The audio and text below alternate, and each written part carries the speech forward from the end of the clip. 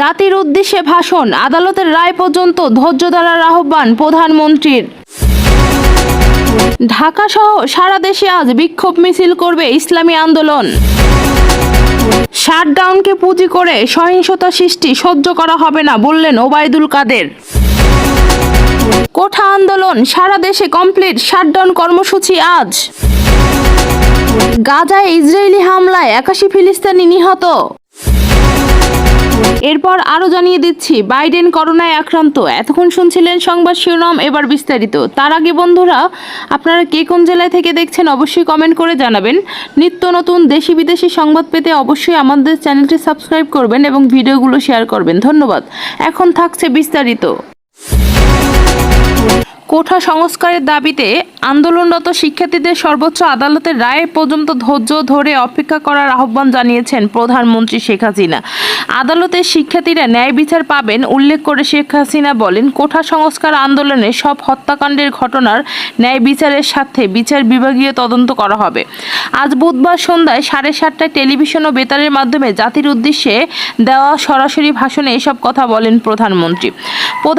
2018 সালে ছাত্র সমাজের আন্দোলনের পরিপ্রেক্ষিতে সরকার সরকারি চাকরিতে কোঠা প্রথা বাতিল করে একটা পরিপত্র জারি করে। পরবর্তীকালে মুক্তিযোদ্ধাদের পক্ষ থেকে কোঠা বহাল রাখার পক্ষে উচ্চ আদালতে 2018 সালে জারি করা হয় সরকারের পরিপত্র বাতিল করে দেন।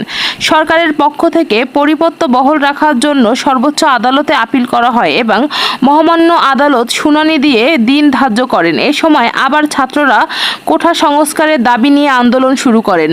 এই আন্দোলনের শুরু থেকেই সরকার যথেষ্ট ধৈর্য ও সহিংসতা প্রদর্শন করেছেন। বরং আন্দোলনকারীদের নিরাপত্তা নিশ্চিত করার ক্ষেত্রে পুলিশ সহযোগিতা করে। মহামান্য রাষ্ট্রপতির কাছে যখন আন্দোলনকারীরা স্মারকলিপি প্রদান করার ইচ্ছা প্রকাশ করেন, সেক্ষেত্রে তাদের সুযোগ করে দেওয়া হয় এবং নিরাপত্তার ব্যবস্থা নেওয়া হয়। তিনি বলেন, কিছু মহল এই আন্দোলনের সুযোগটা নিয়ে অনাকাঙ্ক্ষিত উচ্চবিলাস চরিতার্য করার সুযোগ নিয়ে সন্ত্রাসী কর্মকাণ্ড লিপ্ত হয়। এর ফলে এই কোমলমতি শিক্ষার্থীদের আন্দোলনকে ঘিরে এইসব ঘটনা ঘটেছে, তা খুব বেদনাদায়ক ও দুঃখজনক। অহেতুক কতগুলো মূল্যবান জীবন ঝরে গেল। আপনজন হারাবার বেদনা যে কত কষ্টের তা আমার থেকে আর কে বেশি জানে। সরকার প্রধান বলেন, যারা মৃত্যুবরণ করেছেন তাদের আত্মার মাগফিরাত কামনা করছি। পরিবারের সদস্যদের প্রতি গভীর সমবেদনা জানাচ্ছি। আমি প্রতিটি হত্যাকাণ্ডের নিন্দা জানাই। যেসব ঘটনা ঘটেছে তা কখনোই কাম্য ছিল না। চট্টগ্রামের সন্ত্রাসীরা বহুতলা ভবন ছাদ থেকে ছাত্রদের হত্যার নির্দেশে নির্মমভাবে নিচে ছুঁড়ে ফেলে দিয়েছে। অনেক ছাত্রদের হাত পা রক কেটে দিয়েছে। তাদের উপর লাঠি পেটা এবং ধারালো অস্ত্র দ্বারা আঘাত করেছেন। একজন মৃত্যুবরণ করেছেন, অনেকে মৃত্যুর সাথে পাঞ্জা লড়েছে। ঢাকা, রংপুর ও রাজশাহী বিশ্ববিদ্যালয়ের উপাচার্যের বাসভবন ও ছাত্রীদের আবাসিক হলে অগ্নিসংযোগ ও ভাঙচুর করা হয়। সাধারণ পথচারী দোকানদারীদের আক্রমণ, এমনকি রোগীবাহী অ্যাম্বুলেন্স চলাচলে বাধা প্রদান করা হয়। মেয়েদের হলে ছাত্রীদের উপর আক্রমণ করা হয় এবং লজ্জিত করা হচ্ছে। আবাসিক হলের প্রভোস্টদের হুমকি দেওয়া হয় এবং আক্রমণ করা হয়েছে। শিক্ষকদের উপর চড়াও হয়ে তাদের গায়ে হাত তোলা হচ্ছে। প্রধানমন্ত্রী বলেন, আমি বিশ্বাস করি যারা কোঠা সংস্কার আন্দোলনে জড়িত তাদের সঙ্গে এই সব সন্ত্রাসীরা কোনো সম্পর্ক নেই, বরং সন্ত্রাসীরা এদের মধ্যে ঢুকে সংগত নৈরাজ্যকর পরিস্থিতি সৃষ্টি করেছে। এই ধরনের ঘটনার সঙ্গে যারা জড়িত তাদের চিহ্নিত করে উপযুক্ত শাস্তির ব্যবস্থা নেওয়া হবে। যারা হত্যাকাণ্ডের শিকার হয়েছেন তাদের পরিবারের জন্য জীবন জীবিকা নির্বাহের ক্ষেত্রে যে সহযোগিতা দরকার তা আমি করব। তিনি বলেন, যারা হত্যাকাণ্ড, লুটপাট ও সন্ত্রাসী কর্মকাণ্ড চালিয়েছে এরা যেই হোক না কেন এদের উপযুক্ত শাস্তি এবং তারা যেন পায় সেটার ব্যবস্থা নেওয়া হবে। আমি আরও ঘোষণা করছি, হত্যাকাণ্ড সহ যেসব ঘটনা ঘটেছে সুস্থ বিচার ও ন্যায় বিচারের সাথে যেসব বিষয়ে বিচার বিভাগীয় তদন্ত করা হবে। কাদের উস্কানিতে সংঘর্ষের সূত্রপাত হলো, কারা কোন উদ্দেশ্যে দেশকে এই অপরাজিত পরিস্থিতিতে ঠেলে দিয়েছে তা তদন্ত করে বের করা হবে।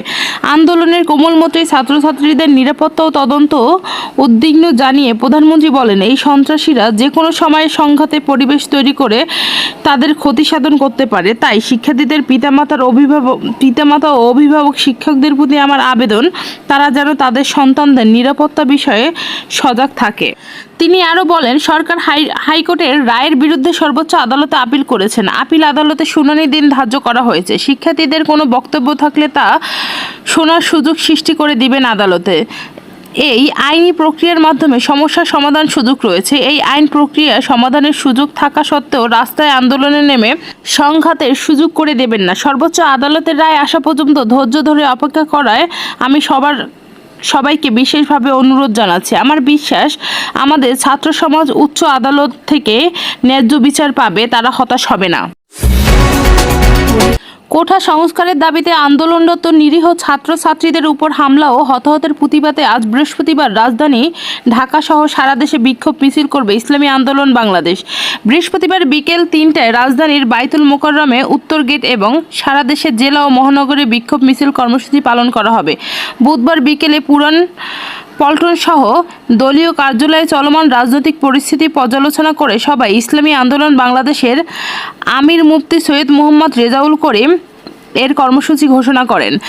দেশের বর্তমান ভয়াবহ ও সংকটপূর্ণ সময় বিরাজ করছে উল্লেখ করে চরমোনাই পীর বলেন, সরকার জনগণের দেওয়া ভ্যাট ট্যাক্স নিজেদের মধ্যে ভাগাভাগি করে বিদেশে পাচার করে কোঠার নামে নিজেদের দলীয় লোকজনদের চাকরি দিয়ে রাষ্ট্রের সম্পদ লুটেপুটে খাচ্ছে। এর জন্য মেধাবীদের দূরে রাখছে। আন্দোলনরত শিক্ষার্থীদের পাশে দাঁড়াতে দেশবাসীকে আহ্বান জানিয়েছেন পীর সাহেব চরমোনাই। এবং চরমোনাই পীর সাহেব বলেন, আন্দোলনরত শিক্ষার্থীদের যৌক্তিক দাবি মেনে নিতে হবে। যার যার অবস্থান থেকে দেশবাসীকে শিক্ষার্থীদের পাশে দাঁড়াতে হবে। সৈয়দ রেজাউল করিম সভাপতিত্বে সভায় উপস্থিত ছিলেন দলের মহাসচিব প্রিন্সিপাল হাফেজ মাওলানা ইউনুস আহমদ, প্রেসিডিয়াম সদস্য আলহাজ খন্দকার গোলাম মাওলানা, অধ্যাপক আশরাফ আলী আকন, যুগ্ম মহাসচিব মাওলানা গাজী আতাউর রহমান, মুহাম্মদ আমিনুল ইসলাম, ইঞ্জিনিয়ার আশরাফুল আলম, সহকারী মহাসচিব প্রিন্সিপাল হাফেজ মাওলানা শেখ ফজলে রাব্বি মাসুদ, মাওলানা মুহাম্মদ ইমতিয়াজ আলম, KM আতিকুর রহমান, মাওলানা আহমদ আব্দুল কাইয়ুম, আলহাজ হারুন আর রশিদ, মাওলানা BM জাকারিয়া, মাওলানা মকবুল হোসেন, হাফেজ মাওলানা ফজলুল করিম মারু, পীর মুক্তিযোদ্ধা আবুল কাশেম, আলহাজ আব্দুর রহমান, GM রুহুল আমিন, ডক্টর দেলোয়ার হোসেন, আব্দুল আউয়াল মজুমদার, যুবনেতা ইলিয়াস হাসান, ছাত্রনেতা ইউসুফ মনসুর ও মুনতাসির আহমেদ। আওয়ামী লীগের সাধারণ সম্পাদক সড়ক পরিবহন ও সেতুমন্ত্রী ওবায়দুল কাদের বলেছেন, শিক্ষার্থীদের আন্দোলনকে পুঁজি করে বিএনপি জামায়াত ধ্বংসাত্মক অপরাজনীতির ফলে ইতিমধ্যে কয়েকটি তাজা প্রাণ ঝরে গেছে। আমরা স্পষ্টভাবে বলতে চাই, কমপ্লিট শাটডাউন কর্মসূচিকে পুঁজি করে কাউকে সন্ত্রাস ও সহিংসতার সুযোগ সৃষ্টি করে দেওয়া হবে না। জনগণের জনমালের নিরাপত্তায় বাধাগ্রস্ত করে এমন কোনো কর্মকাণ্ড সহ্য করা হবে না। বাংলাদেশ আওয়ামী লীগ ও সব সহযোগী সংগঠনের নেতাকর্মীরা সর্বস্তরের জনগণকে সঙ্গে নিয়ে যে কোনো ধরনের সন্ত্রাসী কর্মকাণ্ডের বিরুদ্ধে দুর্বার প্রতিরোধ গড়ে তোলার জন্য রাজপথে থাকবেন।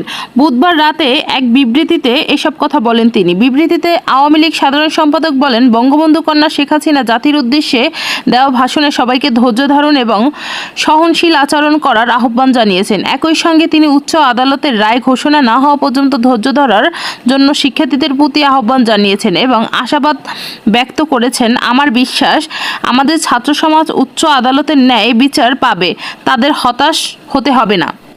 ওবায়দুল কাদের আরও বলেন, প্রধানমন্ত্রী কোমলমতি শিক্ষার্থীদের আন্দোলনকে পুঁজি করে বিএনপি জামায়াত অপশক্তি, সন্ত্রাস ও নৈরাজ্যকর পরিস্থিতি সৃষ্টির ফলে অনাকাঙ্ক্ষিত প্রাণগুলি ঝরে গেল, তার জন্য গভীর শোক এবং দুঃখ প্রকাশ করেছেন। সেই সঙ্গে সন্ত্রাস ও সহিংসতার বিরুদ্ধে বিচার বিভাগীয় তদন্ত কমিটি গঠনের ঘোষণা দিয়েছেন। সাধারণ শিক্ষার্থী ও দেশের জনগণ যখন প্রধানমন্ত্রী এবং বক্তব্যের আশ্বস্ত হয়ে ঠিক তখনই কমপ্লিট শাটডাউন কর্মসূচি ঘোষণা করা হয়েছে এবং আমরা দেখতে পাচ্ছি এই কর্মসূচিকে পুঁজি করে বিএনপি জামায়াত অপশক্তি সারা দেশে সন্ত্রাস ও অরাজকতা সৃষ্টির পায়তারা চালাচ্ছে। তিনি বলেন, বিএনপি জামায়াতের অপশক্তি সন্ত্রাসী তৎপরতার বিরুদ্ধে সব দেশপ্রেমিক নাগরিকের সচেতন এবং সতর্কতা থাকার জন্য আহ্বান জানাচ্ছি। এই সন্ত্রাসী গোষ্ঠীর যে কোনো তৎপরতার বিরুদ্ধে কঠোর আইনি ব্যবস্থা নেওয়ার জন্য আইনশৃঙ্খলা রক্ষা বাহিনীকে অনুরোধ জানাচ্ছি। একই সঙ্গে বাংলাদেশের আওয়ামী লীগের সর্বস্তরের নেতাকর্মী ও সমর্থকদের রাজপথে থেকে জনগণের জানমালের নিরাপত্তা বিধানে সহযোগিতা দেওয়ার জন্য সাংগঠনিক নির্দেশনা দিচ্ছি। নিরাপদ ক্যাম্পাস নিশ্চিত ও এক দফা দাবিতে আজ বৃহস্পতিবার সারা দেশে কমপ্লিট শাটডাউন কর্মসূচি পালন করছে গোটা সংস্কারের দাবিতে আন্দোলন প্ল্যাটফর্ম বৈষম্য বিরোধী ছাত্র আন্দোলন। রাজধানী ঢাকা সহ দেশের বিভিন্ন স্থানে পুলিশ, ছাত্রলীগ ও আন্দোলনকারীদের মধ্যে সংঘর্ষ, ধাওয়া পাল্টা ধাওয়া খবর পাওয়া যাচ্ছে। সকাল থেকেই শিক্ষার্থীরা যাত্রাবাড়ি, রামপুরা, বাড্ডা, প্রগতি সরণি, উত্তরা, মিরপুর সহ রাজধানীর বেশ কিছু পয়েন্টে অবস্থান নিয়ে সড়ক অবরোধ করেছেন। পুলিশ তা প্রতিহত করার চেষ্টা করলে বাড়ছে সংঘর্ষ, ঘটে যাচ্ছে পাল্টা ধাওয়াও ঘটনা। এদিকে ঢাকার বাইরে চট্টগ্রাম, বগুড়া, খুলনা, রাজশাহী, যশোরের শিক্ষার্থীর কমপ্লিট শাটডাউন কর্মসূচি অব্যাহত রয়েছে। এসব স্থানেও পুলিশ, ছাত্রলীগ, যুবলীগ নেতাকর্মীদের সাথে আন্দোলনকারী শিক্ষার্থীদের সংঘর্ষ, ধাওয়া পাল্টা ধাওয়ার ঘটনা ঘটছে।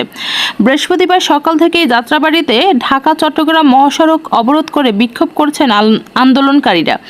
আন্দোলনকারীদের অবস্থানের কারণে কোনো যানবাহন ঢাকা থেকে বের হতে পারছে না, আবার কোনো যানবাহন ঢুকতে পারছে না। ঢাকা চট্টগ্রাম মহাসড়কে আটকে আছে শত শত যানবাহন। সরজমিনে দেখা যাচ্ছে মহাসড়কের রায়েরবাগ অংশের ব্যারিকেড দেওয়ার কারণে ঢাকা থেকে কোনো গাড়ি বের হতে পারছে না, ফলে অনেক গাড়ি আটকা পড়ে আছে।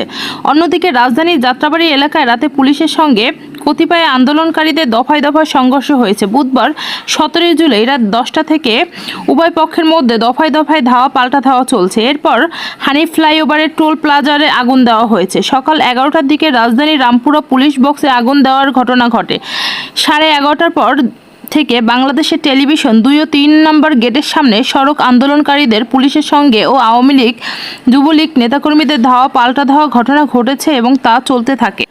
রাজধানীর মেরুলবাড্ডায় রাস্তা অবরোধ করে আন্দোলনকারীরা আন্দোলন করছেন ব্র্যাক বিশ্ববিদ্যালয়ের শিক্ষার্থীরা। এতে মেরুলবাড্ডা এলাকায় যান চলাচল সম্পূর্ণ বন্ধ রয়েছে। আন্দোলন থেকে শিক্ষার্থীরা নানা স্লোগান দিয়ে যাচ্ছেন। বৃহস্পতিবার সকাল 10:30টার পর বেশ কয়েকটি শিক্ষার্থী ব্র্যাক বিশ্ববিদ্যালয়ের সামনে রাস্তা অবরোধ করে রাখেন। এ সময় মেরুলবাড্ডা এলাকার দিকে যাতায়াতকারী সব যানবাহন চলাচল বন্ধ হয়ে যায়। ব্র্যাক বিশ্ববিদ্যালয়ের শিক্ষার্থীদের সঙ্গে পুলিশের ধাওয়া পাল্টা ধাওয়া ঘটনা ঘটে। পুলিশ টিয়ার শেল নিক্ষেপ করে ছাত্রদের ছত্রভঙ্গ করে দেয়। এরপরে শিক্ষার্থীরা আবারও সড়কে অবস্থান নেন। আওয়ামী লীগ ও অঙ্গ সংগঠনের নেতাকর্মীদের হটিয়ে মিরপুর 10 নম্বর দখলে নেওয়ার পর ছাত্রদের উপর হামলা করেছে পুলিশ।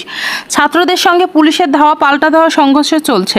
পুলিশ টিয়ার শেল ছুড়ে গুলি করে ছাত্রদের ছত্রভঙ্গ করে দেওয়ার চেষ্টা করে। সংঘর্ষ এলাকায় রাস্তায় আগুন ধরিয়ে দেওয়া হয়েছে। কমপক্ষে 5টি মোটরসাইকেলে আগুন দেওয়া হয়েছে। ঢাকা চট্টগ্রাম মহাসড়কে কাজলা সংলগ্ন টোল প্লাজার এলাকায় পুলিশের সঙ্গে আন্দোলনকারীদের সংঘর্ষ চলছে। বৃহস্পতিবার 18 জুলাই বেলা 11টার দিকে এ সংঘর্ষ শুরু হয়। সরজমিনে দেখা যায় শত শত আন্দোলনকারী পুলিশের সঙ্গে সংঘর্ষে জড়িয়েছেন। এ সময় পুলিশের আন্দোলনকারীদের লক্ষ্য করে মুহূর্তেই টিয়ার সেল নিক্ষেপ করতে থাকেন। আন্দোলনকারীরাও পুলিশকে লক্ষ্য করে ইটপাটকেল নিক্ষেপ করছেন। বৃহস্পতিবার বেলা 11টার দিক থেকে যশোর বিক্ষোভ শুরু করেছে শিক্ষার্থীরা। সকাল থেকে শহরের বিভিন্ন স্কুল কলেজের শিক্ষার্থী যশোর জেলার প্রশাসনকে অফিসের সামনে জড়ো হতে শুরু করেন। সেখান থেকে কয়েক হাজার শিক্ষার্থী একটি বিশাল মিছিল মুজিব সড়ক হয়ে যশোর রেল স্টেশনে পৌঁছায়। রেল লাইনের উপর কাঠ ফেলে 20 মিনিট অবরোধ করে রাখেন তারা। পরে পুলিশ গিয়ে রেল লাইনের উপর থেকে কাঠ সরিয়ে দেয়। এরপর শিক্ষার্থীরা বিক্ষোভ মিছিল সহ শহরের চাষরা মোড়ে গিয়ে বেনাপোল, ঢাকা, খুলনা ও ঝিনাইদহ যাওয়ার বাস সড়কগুলো অবরোধ করে বিক্ষোভ শুরু করে। এদিকে সকালে শিক্ষার্থীদের আন্দোলনের নৈতিক সমর্থন জানিয়ে বিএনপি শহরে মিছিল করেছে। দলটির খুলনা বিভাগীয় ভারপ্রাপ্ত সাংগঠনিক সম্পাদক অনিদ্য ইসলাম অমিতের নেতৃত্বে মিছিলটি শহরের গুরুত্বপূর্ণ মহাসড়ক প্রদক্ষিণ করে। বৃহস্পতিবার সকাল 10টায় চট্টগ্রামের শাহ আমানত সেতু এলাকায় অবস্থান নেন আন্দোলনকারী শিক্ষার্থীরা। সেখানে পুলিশ আন্দোলনকারীদের উপর চড়াও হয় এবং টিয়ার সেল নিক্ষেপ করে। প্রত্যক্ষদর্শীরা জানান, নতুন ব্রিজ এলাকায় প্রচুর পরিমাণে বিজিবি ও পুলিশ মোতায়েন রয়েছে। 400 থেকে 500 আন্দোলনকারী অবস্থান নিয়েছে।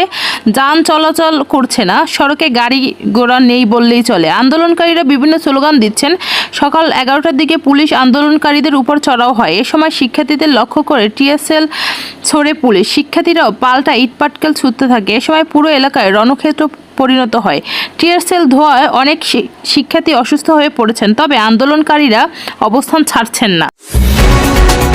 অবরুদ্ধ গাজা উপত্যকায় ইসরায়েলের চালানো নির্বিচার হামলায় 24 ঘন্টায় কমপক্ষে 81 জন নিহত হয়েছেন। ইসরায়েলি বাহিনী জাতিসংঘের বিভিন্ন স্থাপনা ও বাড়িঘরে হামলা চালালে হতাহতের ঘটনা ঘটে। ফিলিস্তিনের স্বাস্থ্য মন্ত্রণালয় জানিয়েছে, গত 24 ঘন্টায় ইসরায়েলি সেনাবাহিনীর করা 2টি গণহত্যায় 81 জন নিহত হয়েছেন এবং আরও 198 জন আহত হয়েছেন। অনেক মানুষ এখনও ধ্বংসস্তূপের নিচে এবং রাস্তায় আটকে পড়ে আছেন। উদ্ধারকারীরা তাদের কাছে পৌঁছতে পারছেন না। গাজায় নিহতের সংখ্যা মোট সংখ্যায় পৌঁছালো 38,800 জনে। এছাড়া গত বছরের অক্টোবর থেকে চলা এই হামলায় আহত হয়েছেন 89,000-এরও বেশি ফিলিস্তিন। যুদ্ধের সব নীতি ভঙ্গ করেছেন ইসরায়েলি বাহিনী। গত 10 দিনে কমপক্ষে 8টি স্কুলে হামলা চালানো হয়েছে। এসব স্কুলে আশ্রয় নিয়েছিল হাজার হাজার লোকজন। জাতিসংঘের ফিলিস্তিনি দূত রিয়াদ মনসুর জাতিসংঘের নিরাপত্তা পরিষদকে জানিয়েছেন, গাজায় ইসরায়েলের যুদ্ধ ইতিহাসের সবচেয়ে নথিভুক্ত গণহত্যা। এর আগে দক্ষিণ গাজায় খান ইউনিসের পশ্চিম এলাকায় আল মাওয়াসিতে ভয়াবহ হামলা চালায় ইসরায়েলি বাহিনী। সেখানে অন্তত 90 জন নিহত এবং আরও বেশ কয়েকজন আহত হয়। গত শনিবার 13 জুলাই সেভ জোনটিতে হামলা চালায় ইসরায়েলি বাহিনী। সেখানে তাঁবুতে আশ্রয় নেওয়া বাস্তুচ্যুত ফিলিস্তিনিকে লক্ষ্য করে যুদ্ধ বিমান থেকে হামলা চালানো হয়। গত 7 অক্টোবর ইসরায়েলের সীমান্তে প্রবেশ করে আবাসিক হামলা চালায় ফিলিস্তিনি স্বাধীনতাকামী সংগঠন হামাস। এরপরে গাজায় পাল্টা আক্রমণ চালায় ইসরায়েল। অভিযানের নামে সেখানে দফায় দফায় বোমা হামলা চালানো হচ্ছে।